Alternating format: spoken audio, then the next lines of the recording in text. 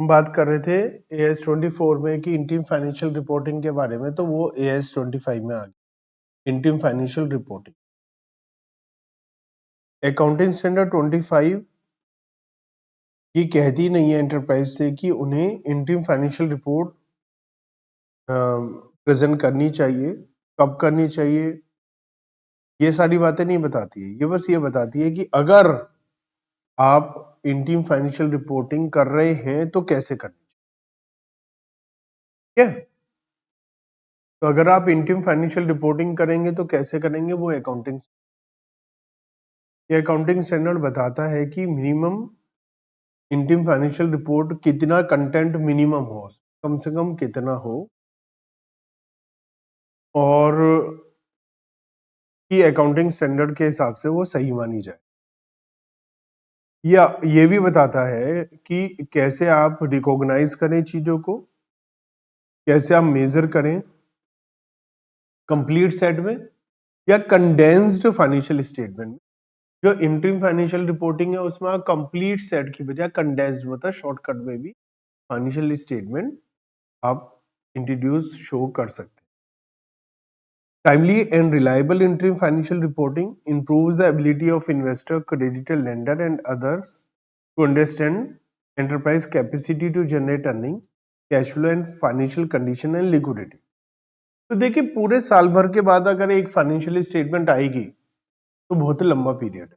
हर 3-3 महीने के बाद आएगी तो हम ज्यादा अच्छे से बिजनेस के बारे में अंदाजा लगा सकते हैं कि बिजनेस क्या कर रहा है। कुछ टर्म्स हैं जो इस अकाउंटिंग स्टैंडर्ड में यूज की गई हैं, तो वो क्या है।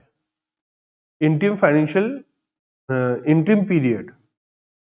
इंटीम पीरियड क्या है? इंटीम पीरियड है फाइनेंशियल रिपोर्टिंग पीरियड जो 1 ईयर से कम पीरियड, तो 1 साल से कम पीरियड होते ही वो क्या हो जाएगा? इंटीम पीरियड कहलाएगा। इंटीम फाइनेंशियल रिपोर्ट का क्या मतलब है? तो इंटीम फाइनेंशियल रिपोर्ट का मतलब है ऐसी रिपोर्ट, चाहे वो कंप्लीट है चाहे वो कंडेंस्ड है, लेकिन वो इंटरिम पीरियड से रिलेटेड है। तो इंटरिम फाइनेंशियल रिपोर्ट क्या है? जो इंटरिम पीरियड से रिलेटेड। और इंटरिम पीरियड क्या है? 1 साल से कम का period. During the first year of operation, पहला साल हो सकता है 12 महीने का ना हो।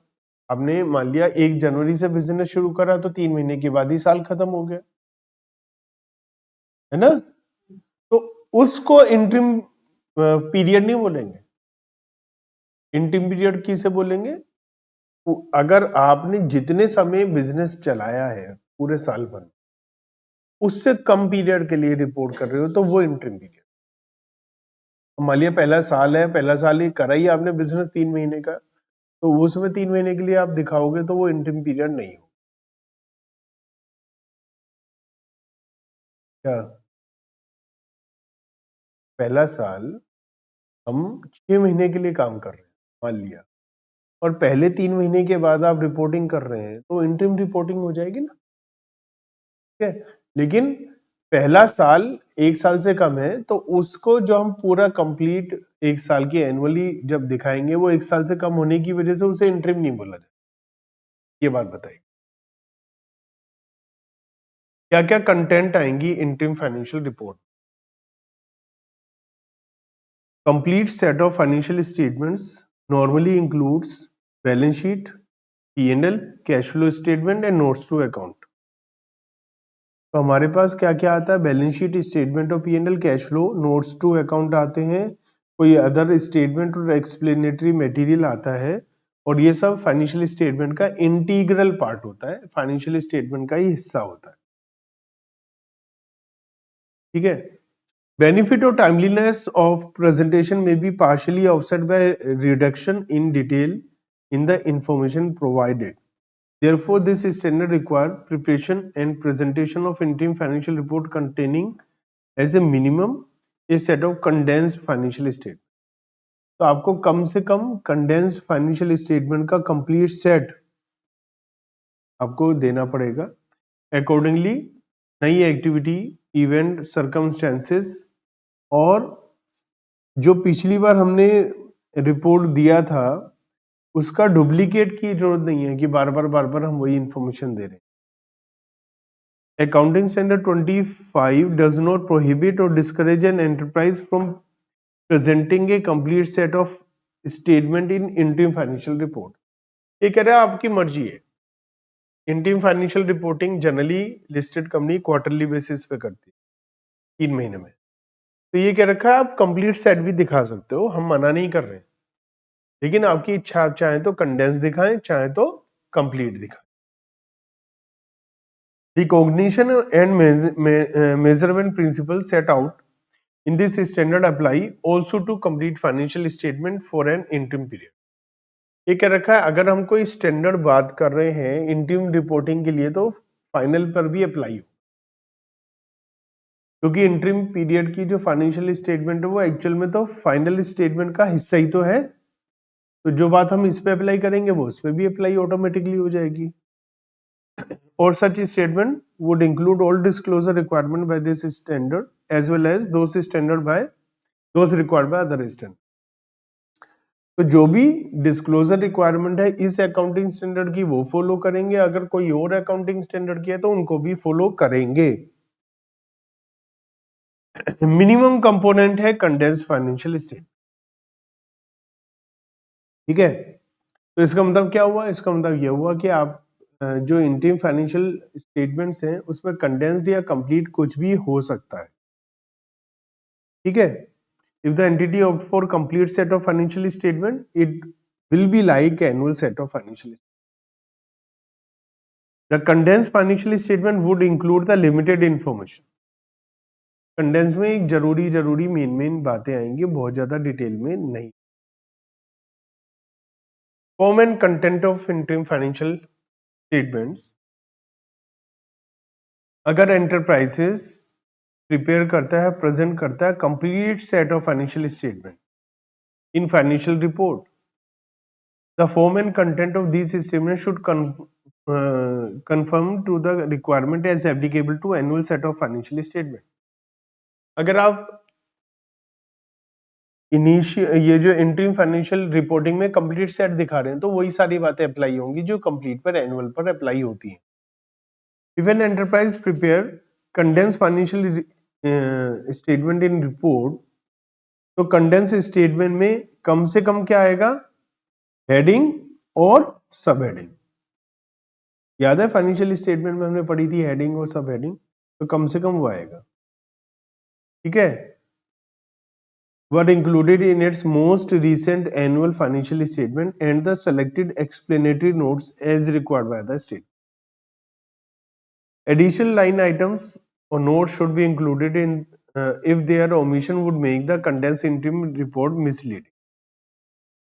तो ये क्या रखा है? मेन हेडिंग और सब हेडिंग डालेंगे और कोई और ऐसी इंफॉर्मेशन जो बहुत जरूरी है वो डालेंगे। अगर वो नहीं डाली तो हमारी फाइनेंशियल स्टेटमेंट मिसलीडिंग होगी, तो उनको डालना है, वरना नहीं डालो। If an enterprise present basic and diluted EPS in the annual financial statement as per AS 20, then it has to present basic and diluted EPS on the face of statement P&L in complete or condensed for an interim period also. तो अगर आपका EPS और diluted EPS होता है ना main balance sheet में, तो interim में भी चलेगा, उसमें भी आपको निकालना पड़ेगा। और कुछ एक्सप्लेनेटरी नोट्स जो जरूरी है वो भी आपको लिख डालने। तो सिलेक्टेड एक्सप्लेनेटरी नोट्स, तो एंटरप्राइज को क्या करना चाहिए? कम से कम उन्हें एक्सप्लेनेटरी नोट्स शो करने चाहिए जो मटेरियल है, जो जरूरी है, जो इंपॉर्टेंट है।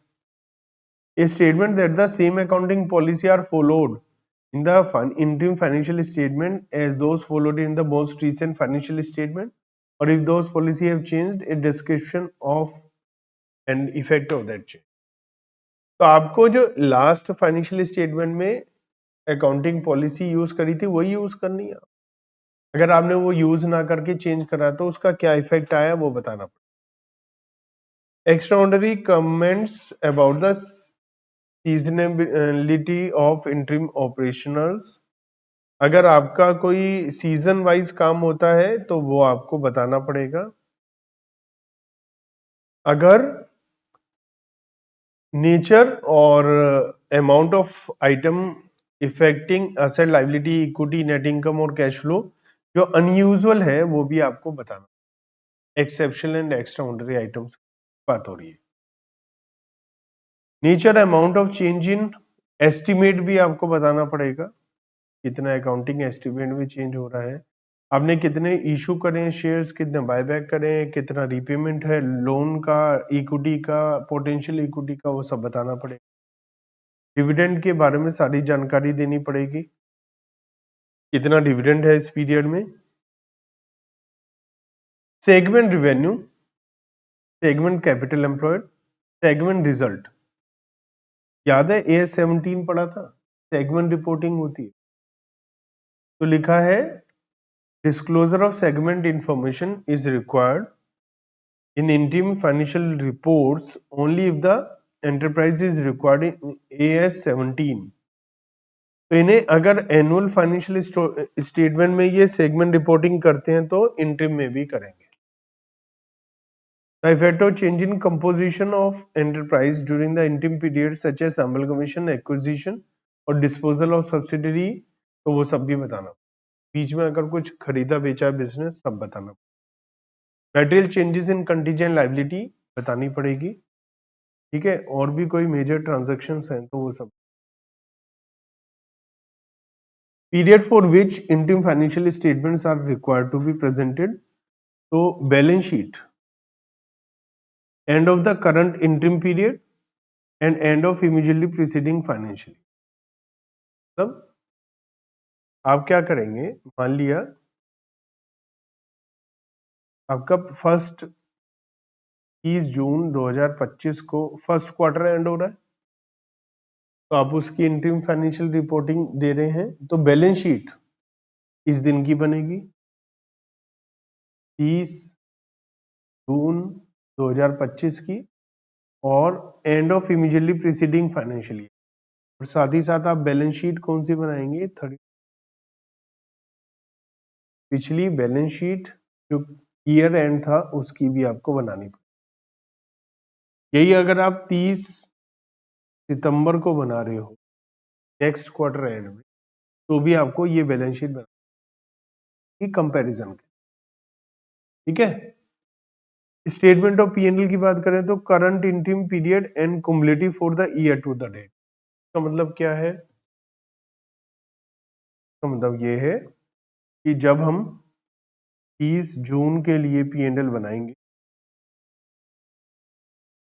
तो ये, तो 30 जून का बन गया, उसके बाद जब हम 30 सितंबर का अगली बार बनाएंगे तो 30 सितंबर वाला क्वार्टर के लिए बनाएंगे करंट इंटरिम पीरियड। तो ये करंट ईयर क्या है, पीरियड क्या है, 1 जुलाई से लेकर 30 सितंबर तक। तो एक तो ये प्रेजेंटेशन होगी और एक प्रेजेंटेशन क्या होगी 1 अप्रैल से लेकर 30 सितंबर।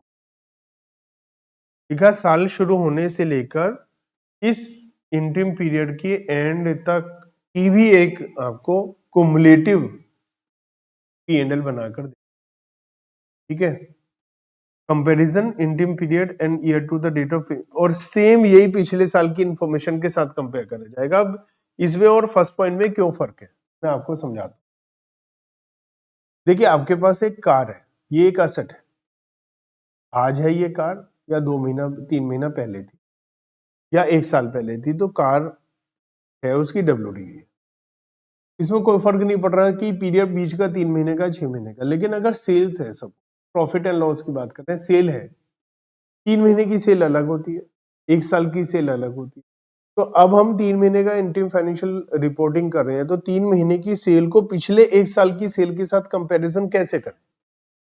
बैलेंस शीट है, असेट है, असेट को तो कंपेयर कर सकते हैं क्योंकि वो किसी पर्टिकुलर डेट पर होती है, वो उस टाइम पीरियड का टोटल आइटम नहीं होती। समझ रहे हो मैं क्या कह रहा हूं। तो अगर हम P&L बना रहे हैं तो उसमें एक्सपेंसेस इनकम उस टाइम पीरियड की आती है। तो फाइनेंशियल रिपोर्टिंग 3 महीने की हो रही है क्वार्टरली, तो उस क्वार्टरली को 1 साल से कैसे कंपेयर करें, तो इसलिए इस क्वार्टर को पिछले सेम क्वार्टर के साथ कंपेयर करेंगे। और AR स्टार्टिंग से लेकर फर्स्ट क्वार्टर में तो ये स्टार्टिंग से लेके वो या इंटरिम पीरियड का सेम ही है, लेकिन अगर सेकंड थर्ड या फोर्थ क्वार्टर है तो वो उस क्वार्टर और शुरू से लेके उस दिन तक का अलग अलग डेटा हो, तो उनको अलग अलग compare. Cash flow statement cumulative ही बनाना, बस एक ही बनाना, इंटरिम पीरियड का नहीं बनाना। कैश फ्लो स्टेटमेंट साल शुरू होने से लेके उस दिन तक का बनाना, कुमुलेटिव, और कंपैरिजन भी वही ही वैसा ही करना है पिछले साल के सेम डेट के साथ।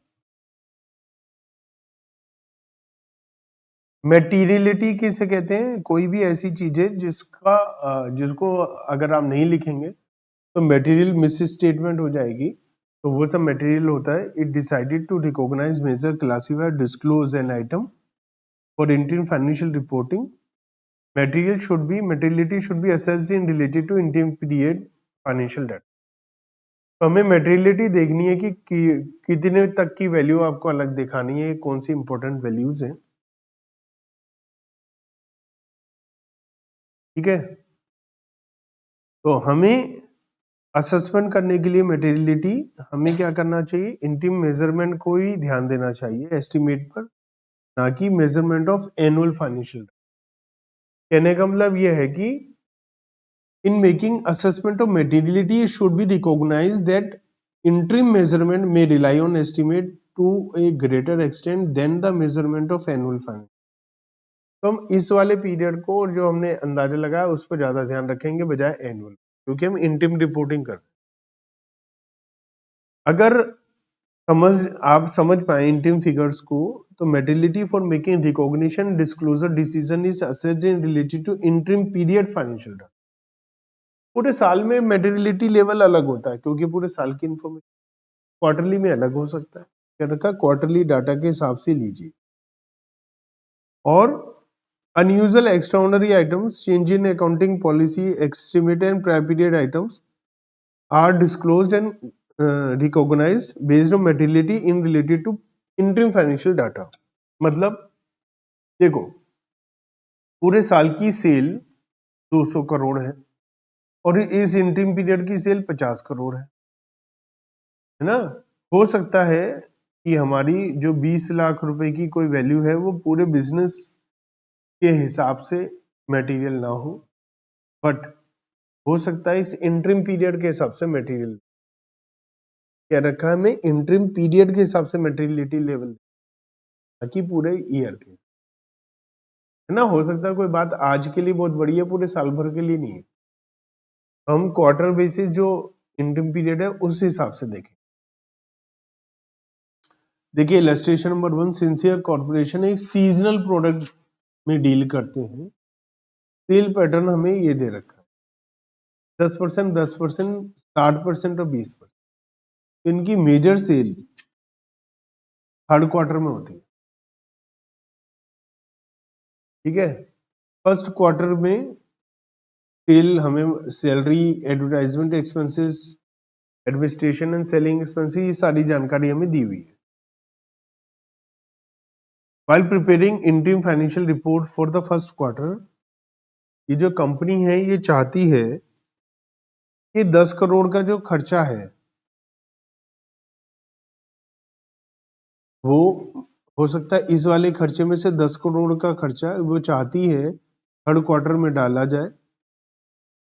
यहाँ का भी, यहाँ का भी, यहाँ का भी हो सकता है, ये कह रहे हैं, वो भी पढ़ते हैं।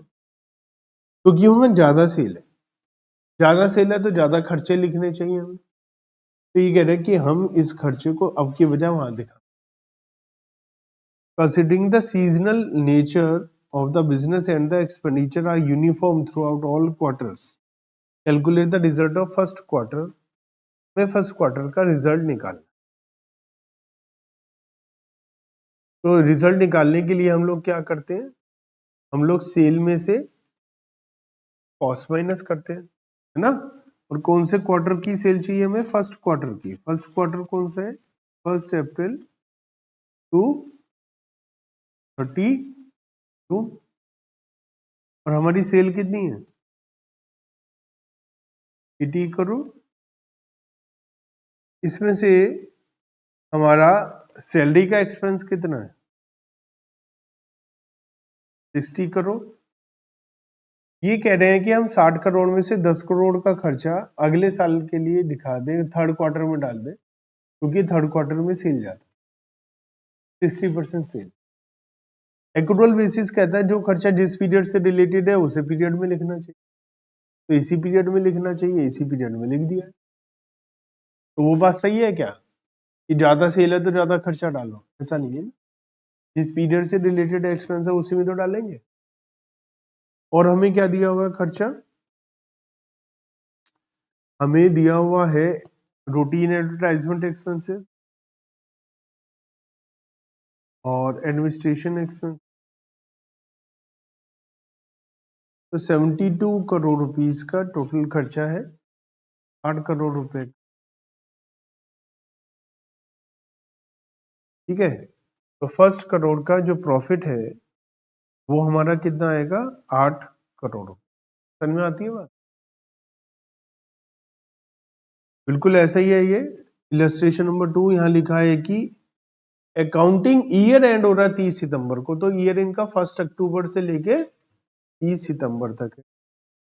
और ये क्वार्टरली रिपोर्ट देते हैं और इन्होंने हमें बता रखी क्वार्टरली इनकम, हर क्वार्टर में 200 करोड़ की इनकम। ठीक है,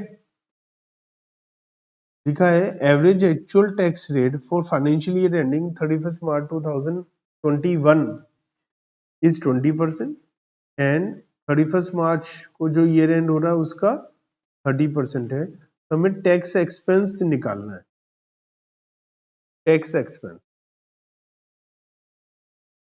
देखिए, हाँ बोलिए।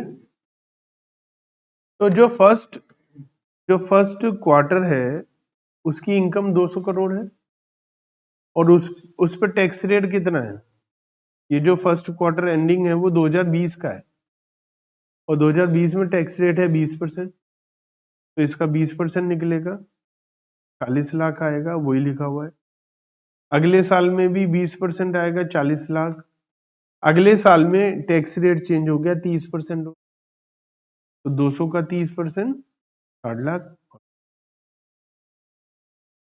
ठीक है, तो आप ये नहीं सोचेंगे कि भैया इस साल हमारा फाइनली ईयर एंड में जो टैक्स रेट है वो 30% है तो हम पूरे पे 30%। आपको एनुअल फाइनेंशियल स्टेटमेंट में क्या डिस्क्लोजर करना है? डिस्क्लोजर रिक्वायरमेंट क्या है? AS5 requires disclosure in financial statement of the nature and the amount of change in accounting estimate जिसका मटेरियल इफेक्ट है करंट ईयर में या फ्यूचर में। अगर एस्टिमेट जो है reported in an interim period is change significantly during the final interim period of the financial year but A separate financial report is not prepared and presented for the final interim period, the nature and amount of change in estimate should be disclosed in the annual financial statement। ये क्या कहना चाह रहे हैं? हमारा final last quarter कौन सा होगा? 1 जनवरी टू, और इस पीरियड में हम 12 महीने की annual instalment annual financial statement भी दिखाएंगे। तो कुछ लोग हो सकता है कि 3 महीने का रिकॉर्ड ना ही दिखाए, हो गया अब तो पूरे साल का ही आ गया तो 3 महीने का करने की क्या जोड़। तो यही लिखा है कि अगर हमारा एस्टिमेट जो चेंज हुआ उससे इंटरिम पीरियड या पूरे साल पे इफेक्ट आ रहा है तो वो आपको बताना चाहिए। और लिखा but A separate financial report, अगर हमने फाइनेंशियल रिपोर्ट नहीं बनाई है अलग से इंटरिम पीरियड के लिए, क्योंकि हमने हो सकता है इंटरिम पीरियड अलग बना लिया लेकिन ऑडिट रिपोर्ट वगैरह या फाइनेंशियल रिपोर्ट नहीं बनाई क्योंकि पूरे साल की आ जाएगी, तो लिखा है कि the nature amount of that change in estimate should be disclosed in annual statement. तो जो एस्टिमेशन में चेंज हुआ है उसका इफेक्ट आपको बताना है कि इतना इतना चेंज हुआ है।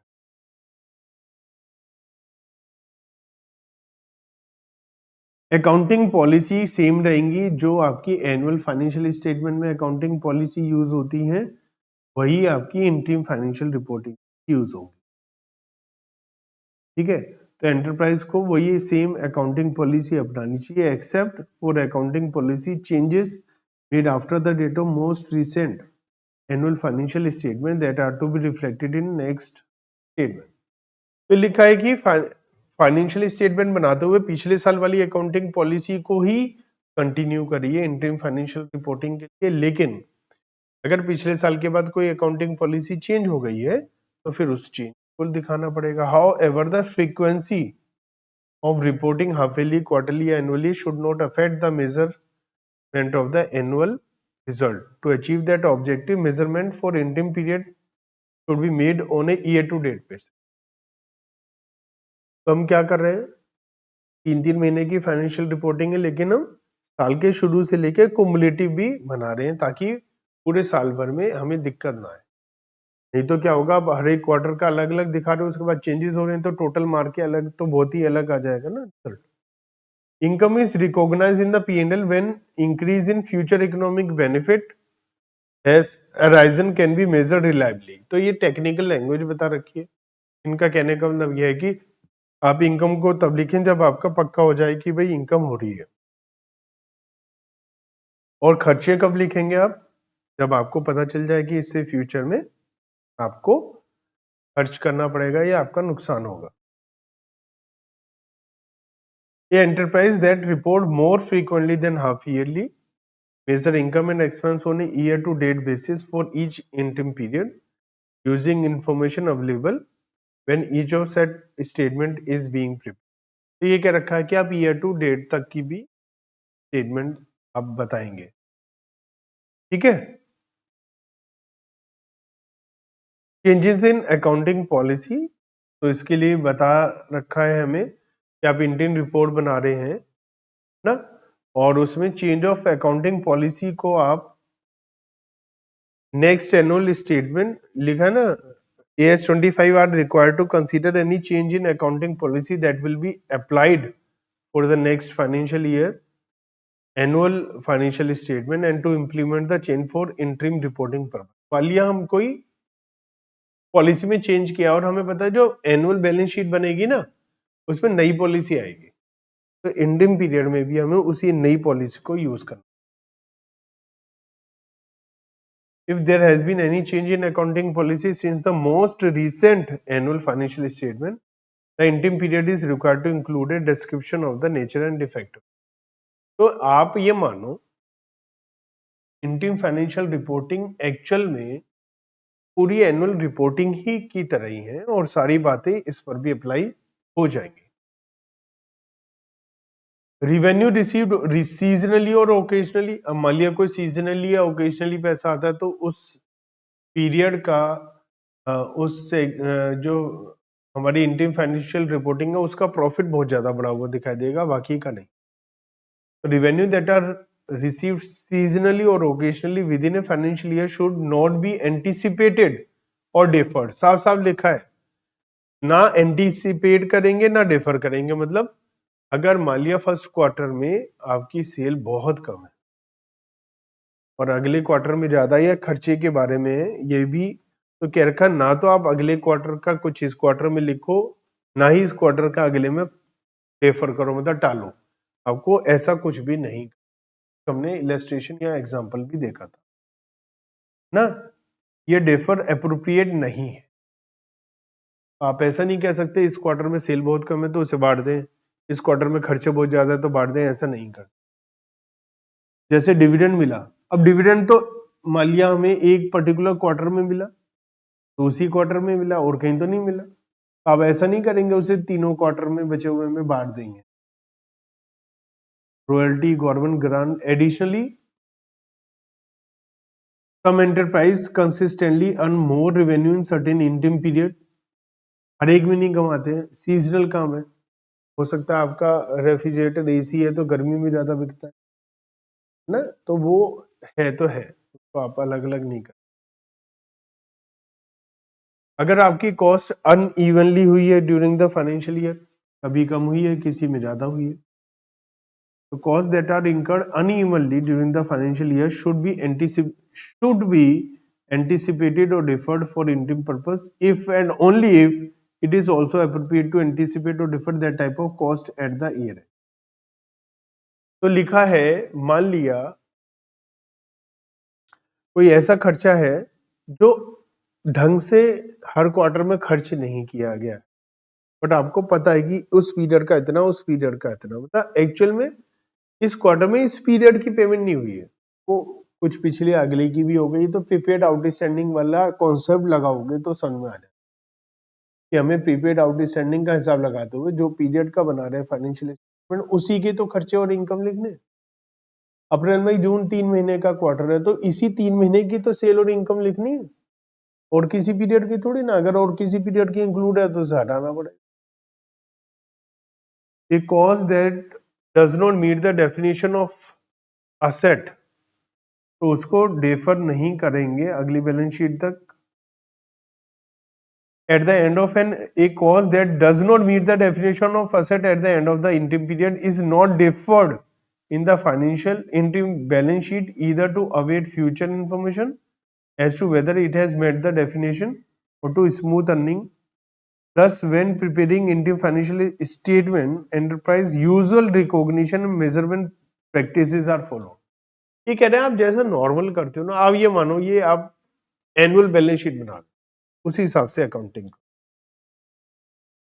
जो कॉस्ट कैपिटलाइज होगी वो तभी होगी जब रिकॉग्निशन क्राइटेरिया मेट हो जाएगा। Referral of cost as asset in an interim period in hope that the criteria will be met before the year end is prohibited. मैं आपको एक एग्जांपल बताता हूं। एक अकाउंटिंग स्टैंडर्ड है इंटेंजिबल असेट पर। वो ये कहता है कि मान लिया आप कोई रिसर्च कर रहे हो या कोई नया प्रोडक्ट बना रहे हो, जब तक वो नया प्रोडक्ट फिजिबल नहीं होगा कि सेपरेट प्रोडक्ट बनकर बिक जाएगा, आप उसका खर्चा रिवेन्यू मानते हुए पीएनएल में डाल। जब आपको पता चल जाएगा ये प्रोडक्ट बन जाएगा तो उसको कैपिटलाइज करना शुरू कर, जब तक कि एक लिमिट होती है तब तक। भी यही कह रहे हैं, मान लिया आपका एक इंटरिम पीरियड है और आपको लग रहा है कि हमने अभी तक 20 करोड़ रुपए खर्च कर दिए हैं इस पर, रिसर्च पर, लेकिन ईयर एंड तक ये प्रोडक्ट फिजिबल आ जाएगा, तो ये जो ईयर एंड की बैलेंस शीट में ये 20 करोड़ का खर्चा पीएनएल में ना डाल के एसेट में डालेंगे। आज नहीं है ये पक्का, हमें लग रहा है हो जाए, तो ये कह रहे ऐसा मत करो कि आपको लग रहा है कि फाइनेंशियल स्टेटमेंट में ये बैलेंस शीट में जाएगा तो आप इंटरिम में भी बैलेंस शीट में भी डाल दो। ऐसा नहीं कर सकते, क्योंकि आज की डेट में देखो ना, आज आपका कंफर्मेशन है नहीं, आज नहीं। केवल एंटीसिपेट करके अंदाजा लगाकर कोई काम नहीं करेंगे। अगर ये एक्चुअल में आज ही बैलेंस शीट बना रहे होते तो क्या आप उसे बैलेंस शीट में लिखते नहीं ना, तो अब इंटरिम में भी नहीं लिखे। Use of estimates, the measurement procedure to be followed in an interim financial report should be design to ensure that the resulting information is reliable and that all material information is relevant to the financial position is appropriately disclosed. Restatement of previously reported interim periods. अब देखो क्या होता है, पिछले साल या पिछले period की जो भी रिपोर्टिंग इंटरिम पीरियड थे, अब यहाँ कुछ चेंजेस आए तो उसके हिसाब से कंपेरेबल बनाने के लिए चेंजेस करने पड़ेंगे या नहीं, उसके बारे में बात है। One object of preceding principle is to ensure that a single accounting policy is applied in a particular class of transaction throughout an entire financial year. The effect of principle requires that within the current year, any change in accounting policy be applied retrospectively to the beginning of the financial year. ये क्या कहना चाह रहे हैं? मान लिया आपने return down value से स्ट्रेट लाइन पे कन्वर्ट किया, ये थर्ड क्वार्टर है, शुरू के 2 क्वार्टर भी ऑलरेडी हो चुके हैं। आप पहले वहां WDV लगाते थे, शुरू के 2 क्वार्टर में WDV ही लगाया, थर्ड में आपने SLM लगा दिया। तो SLM आज से मत लगाओ, इस ईयर की स्टार्टिंग डेट से, क्योंकि जब आप ईयर एंड में बैलेंस शीट बनाएंगे तो ईयर स्टार्टिंग से ही तो करो, इसलिए आप उसको भी चेंज करो। Transitional provision, transitional provision apply तब होता है जब कोई चीज आप पहली बार करते, on the first occasion that an interim financial report is presented in accordance with this statement, the following need not be presented in respect of all interim financial reporting of the current year. आप जब पहली बार करेंगे तो पहली बार करते हुए पिछले साल की भी तो इस पीरियड को दिखाना पड़ता है आपको, लेकिन आपने इस बार तो पहला साल है, पिछले साल तो बनाया ही नहीं था। तो लिखा comparative statement of P&L for comparable interim period है। तो जो हमारा पिछले साल का सेम पीरियड का कंपैरिजन पर्पस के लिए बनता है वो तो आपने बनाया ही नहीं था, तो मत बनाओ, पहला साल है, कोई दिक्कत नहीं। कंपेरेटिव कैश फ्लो स्टेटमेंट भी मत बनाओ पिछले, कोई दिक्कत नहीं, ठीक है। Applicability of AS 25 to interim financial result, presentation और डिस्क्लोजर रिक्वायरमेंट AS 25 की अप्लाई करनी चाहिए only if enterprise prepares and presented interim financial report as defined in AS 25. Accordingly, presentation and disclosure requirement contained in AS 25 are not required to be applied in respect of interim financial result presented by the enterprise. तो देखिए ये कह रखा है कि आपने interim financial result है लेकिन इंटरिम फाइनेंशियल रिपोर्ट नहीं है। तो AS 25 आपके लिए कोई टेंशन नहीं। इंटरिम AS 25 कब अप्लाई होगा? जब आप इंटरिम फाइनेंशियल रिपोर्ट भी दें। For example quarterly financial result presented under clause 41 of the listing agreement entered into between stock exchange and the listed enterprise do not meet the definition of interim financial report. However, the recognition and measurement principle laid down in AS 25 should be applied for recognition and measurement. ये कह रहे हैं कि apply करनी चाहिए but जबरदस्ती नहीं है। अगर आपने अप्लाई नहीं कर, इंटरिम फाइनेंशियल रिपोर्ट नहीं है। इलस्ट्रेशन नंबर 3, नेट प्रॉफिट है 7,20,000 थर्ड क्वार्टर के लिए। After incorporating the following, bad debts 40,000 के हैं, 50% बेड डेट्स डेफर किए नेक्स्ट क्वार्टर में। बताओ क्या ये ठीक कर रहा है? ये तो ठीक नहीं कर रहा है ना। तो 50% डेफर कर दिए, मतलब 40,000 का 50% 20,000 डेफर कर दिए, तो वो आपको लेस करने पड़ेंगे इसी क्वार्टर में, या नहीं? तो आपको 7,20,000 में से 20,000 लेस करने पड़ेंगे जो आपने नेक्स्ट क्वार्टर में लिखे। 20,000 तो लिख ही दिए होंगे इस क्वार्टर में, 20,000 जो नेक्स्ट क्वार्टर में डेफर करें वो भी इसमें से लेस होंगे। नेक्स्ट पॉइंट लिखा है एक्स्ट्रा ऑनरी लॉस 35,000 रुपए का, इसी क्वार्टर में लिख दिया, ठीक है। बस आपको AS 5 के हिसाब से उसे अलग से बताना है कि इतना एक्स्ट्रा ऑनरी लॉस है, लेकिन लिखना तो इसी पीरियड में ही, ठीक है, ये तो कोई दिक्कत नहीं। एडिशनल डेप्रीशिएशन 45,000 रुपए का चेंज ऑफ मेथड से का जो लगाया है, change in method of depreciation assuming that 45,000 is the charge for the third quarter only। तो ये लिखा है कि जो 45,000 रुपए का है हमारा एडिशनल डेप्रीशिएशन है चेंज ऑफ मेथड की वजह से, तो वो तो एडिशनल डेप्रीशिएशन है, तो जिस पीरियड में एडिशनल डेप्रीशिएशन लगाते हैं वहीं लगाना ही है, लगाया भी है इन्होंने, तो इसमें भी कोई दिक्कत नहीं। केवल एक गड़बड़ करी थी बेड डेट्स की, वो हमने कहा कि वो एडजस्ट कर लीजिए आप। इंटेलिजेंट कॉर्पोरेशन सीजनल प्रोडक्ट में डील करते हैं। क्वार्टरली सेल्स पैटर्न हमें बता रखा है,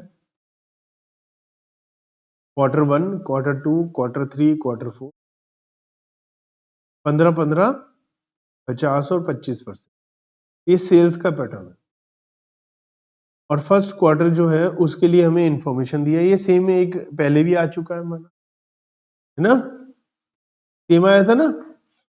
वाइल प्रिपेयरिंग इंटरिम रिपोर्ट ये चाह रहे हैं कि 21 करोड़ का खर्चा डेफर कर दें, क्योंकि वहां खर्चा थर्ड क्वार्टर में, क्योंकि वहां सेल ज्यादा, तो बिल्कुल अलाउ नहीं है। हमने पहले भी इस बारे में बात करी थी, अब भी है, और एक हमने पहले भी प्रॉफिट निकाला था। तो 50 में से 40 लेस करके 10 का प्रॉफिट निकाल देंगे, 10 करोड़ का। और ये जो डेफर करने के लिए कह रहे हैं आगे, वो नहीं कर सकते, वो अलाउ नहीं है। 105,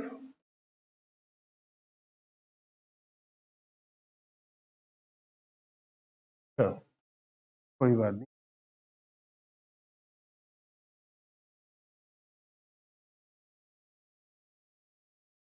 को 10 कर दो, या इसको भी किसी को चेंज कर देते ताकि ये 100% आ जाए। ठीक है, तो हम इसको आगे नहीं खींच सकते हैं, डेफर नहीं कर सकते। तो ये था हमारा इंटरिम फाइनेंशियल रिपोर्टिंग का।